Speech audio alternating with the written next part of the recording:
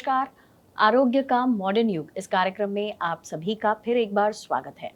आज हम बात करेंगे इस कार्यक्रम में किडनी फेलियर के बारे में। किडनी फेलियर कॉमनली आजकल सुनाई देता है, लेकिन एग्जैक्टली किडनी फेलियर होता क्या है, क्यों होता है, इसी के बारे में आज हम बात करेंगे मॉडर्न होम्योपैथी के founder chairman doctor Vijay Kumar माने जी से। सर, स्वागत है आपका कार्यक्रम में। नमस्ते। और किडनी एक महत्वपूर्ण अंग है हमारा, लेकिन आजकल कॉमनली हम सुनते हैं कि लगभग हर एज ग्रुप में किडनी फेल हो गई है। किडनी फेल क्यों होती है और क्या होता है ये किडनी फेलियर? किडनी फेलियर इसका मतलब है किडनी काम करना बंद हो जाना।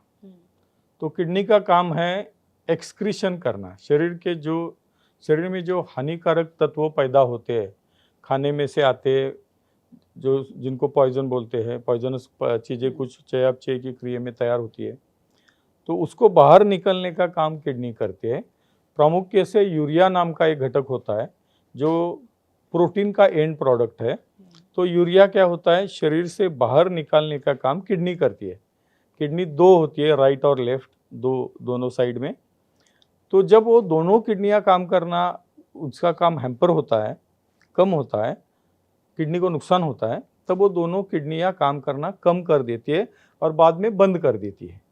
तो यूरिया जो है वो बाहर निकलना बंद होने की वजह से एक क्लिनिकल कंडीशन निर्माण होती है, उसको बोलते हैं यूरेमिया। उसमें शरीर में, खून में यूरिया की मात्रा बहुत ज़्यादा बढ़ती है, जिसको यूरेमिया ऐसा बोलते हैं। तो यूरेमिया के कुछ लक्षण होते हैं, जैसे कि जी मचलना, nausea, vomiting, loose motions, breathlessness, चक्कर आना, या रुग्ण बेशुद्ध भी, उसमें कोमाटोस भी हो सकता है अगर वो ट्रीट नहीं किया, मतलब यूरिया बाहर नहीं निकाला। तो ये जो समुच्चय है लक्षण का, उसको बोलते हैं क्रॉनिक किडनी फेल्यूर या and stage renal disease, ESRD ऐसे उसको बोलते हैं। कन्वेंशनल ट्रीटमेंट में उसके लिए डायलिसिस करने की ज़रूरत पड़ती है यूरिया बाहर निकालने के लिए, जो हफ्ते में 2 बार या कभी कभार वो 3 बार करने के लिए सलाह दी जाती है। या किडनी काम करना बंद हो जाए तो ट्रांसप्लांट करना, यही एकमेव उसके लिए ट्रीटमेंट रहती है जो कन्वेंशनल ट्रीटमेंट में है। अभी आपने जो चीज़ें बताई है, जैसे जी मचलना या ये कॉमन बहुत से सिम्टम्स हैं, तो हम कैसे समझे कि ये मतलब नॉर्मल से थोड़ा सा ज़्यादा है या हमें किडनी के टेस्ट करानी चाहिए? ये मतलब कब किसी ने सोचना चाहिए कि ये हो सकता है किडनी से रिलेटेड है? क्रॉनिक किडनी डिसीज, ये जो बीमारी है, उसमें जो लक्षण दिखते हैं, जैसे कि मैंने बताया, जी मचलना, वॉमिटिंग, लूज मोशन, दिन में 10 से 12 बार दस्त होना, वॉमिटिंग दिन में 5-6 बार या उससे ज़्यादा होना, सांस फूलना, क्योंकि शरीर में पानी तैयार होता है एब्डोमेन में और चेस्ट में, उसको प्लूरल एफ्यूजन बोलते हैं। रुग्ण कोमा में जा सकता है, चक्कर आना, हेडेक, सिर दर्द, ऐसे लक्षण होते हैं। बाकी के बीमारियों में भी ये लक्षण हो सकते हैं। इसको डिफरेंशिएट करने के लिए, किडनी के लिए जब किसी को लगता है डॉक्टर को कि ये पर्टिकुलर पेशेंट में किडनी की बीमारी हो सकती है, क्योंकि उसके साथ पैरों के ऊपर सूजन, चेहरे के ऊपर सूजन, हाथ में सूजन, पेट में सूजन, ऐसे लक्षण भी दिख सकते हैं। तो डिफरेंशिएट करने के लिए कुछ टेस्ट करने की ज़रूरत पड़ती है, जैसे कि एब्डोमिनल सोनोग्राफी। इसमें रीनल कॉर्टिकल डिसफंक्शन दिखता है, किडनी की साइज़ कम हुई, किडनी सिकुड़ गई, ऐसे दिख सकता है। दूसरी बात, कुछ बार यूरेटर में हाइड्रोयूरेटर या हाइड्रोनेफ्रोसिस दिखता है। पेट में पानी दिख सकता है, चेस्ट में इफ्यूजन दिख सकता है जब यूरेमिया ज़्यादा हो, यूरिया। तीसरी बात, कुछ खून के टेस्ट है, जैसे कि CBC में हीमोग्लोबिन कम दिखता है, क्योंकि खून तैयार करना, हीमोग्लोबिन तैयार करने में किडनी का भी एक अहम रोल होता है। प्लेटलेट कम दिखते हैं, जो WBC है वो डिस्टॉर्टेड दिखेंगे। यूरिया जो होता है वो यूरिया ज़्यादा दिखेगा, नॉर्मल लेवल करीबन अप टू 45 रहती है, और क्रिएटिनिन 1.5 तक या 1.7 तक नॉर्मल हर एक लैब में अलग दिखाता है, रहता है।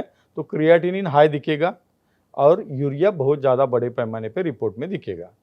जब मोर देन 100 यूरिया रहता है तब ये लक्षण दिखते हैं, इसको यूरेमिया बोलते हैं।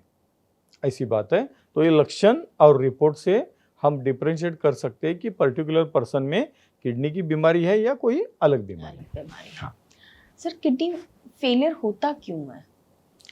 जैसे मैं बताता हूँ आपको बार बार कि जब किडनी के नॉर्मल सेल जो है वो डिस्टॉर्टेड होते हैं, वो नष्ट हो जाते हैं, जिनको रीनल ट्यूब्यूल्स ऐसे बोलते हैं। तो रीनल ट्यूब्यूल्स का काम है यूरिया बाहर निकलना, ज़्यादा हुआ कैल्शियम बाहर निकलना, सोडियम बाहर निकलना, ये उसका फंक्शन है।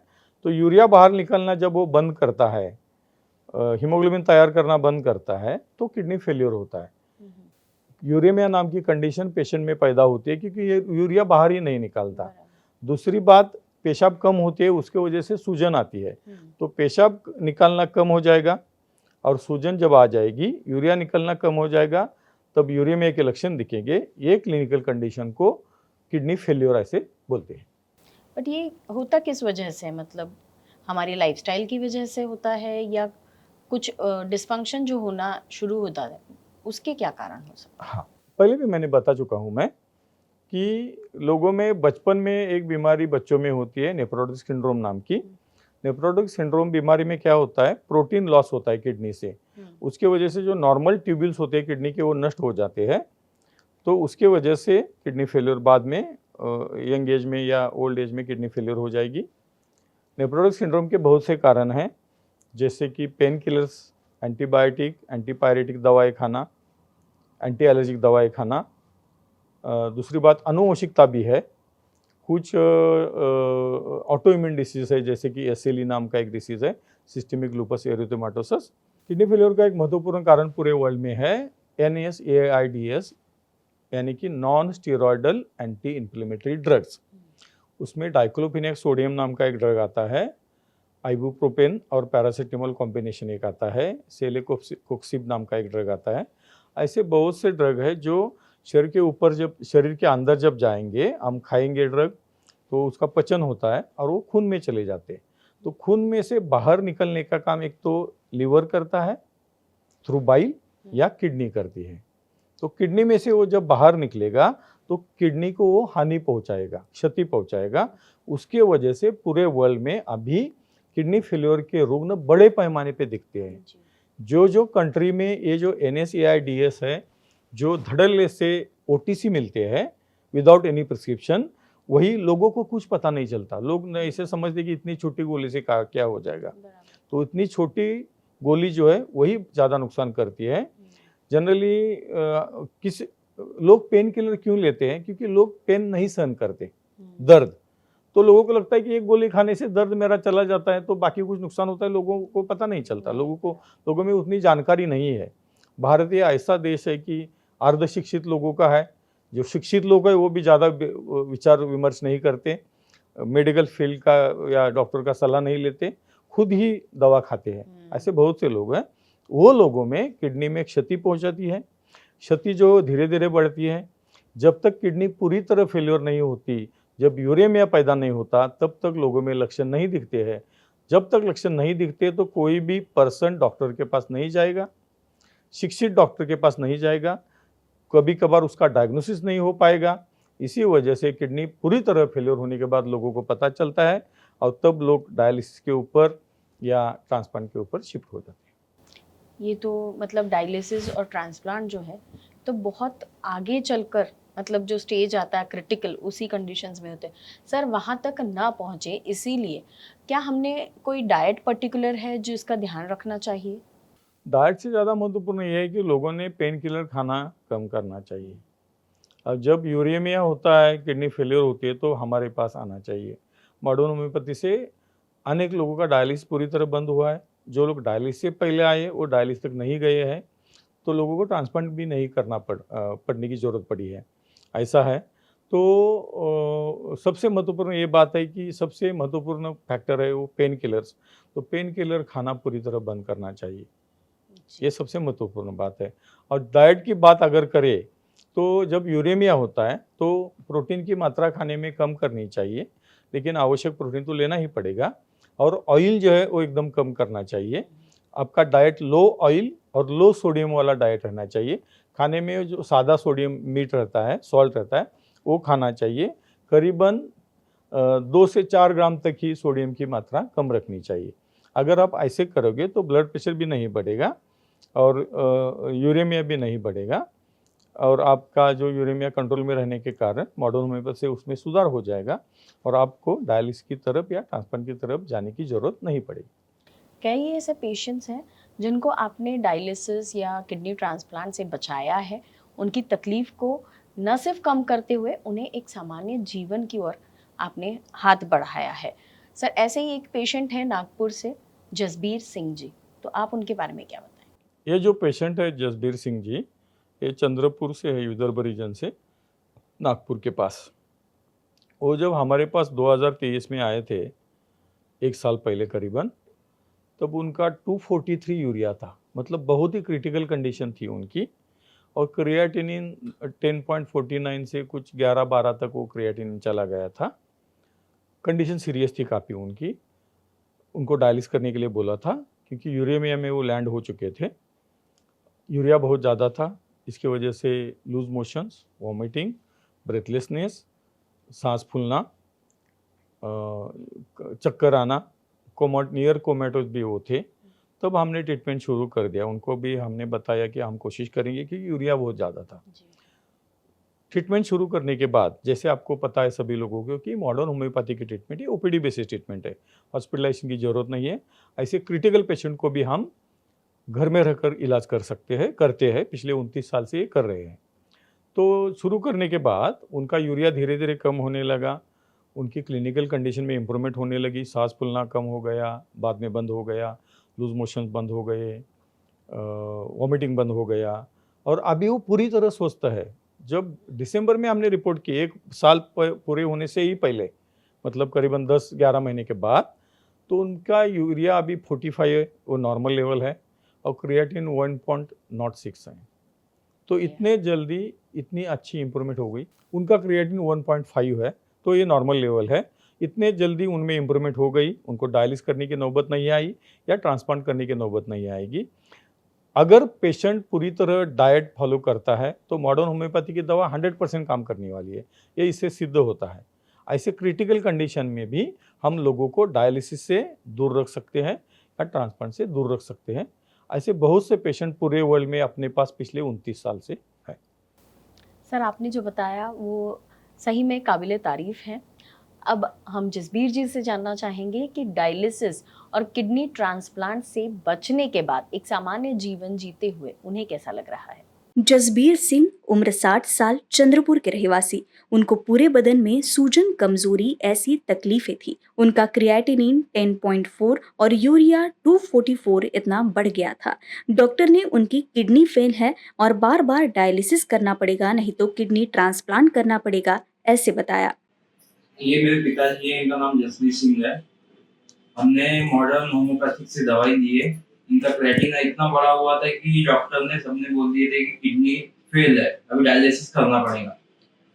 लेकिन फिर हमको पता चला कि ऐसा ऐसा है करके, मॉडर्न करके ट्रीटमेंट है अपने यहाँ नागपुर में। तो हम लोग चंद्रपुर से रहने वाले हैं, तो वहाँ से फिर यहाँ आए। एड्रेस पे इनका नंबर हमको नेट से मिला, तो फिर मैम को फोन लगाया हमने, तो मैम बोले आ जाइए, कोई प्रॉब्लम नहीं है।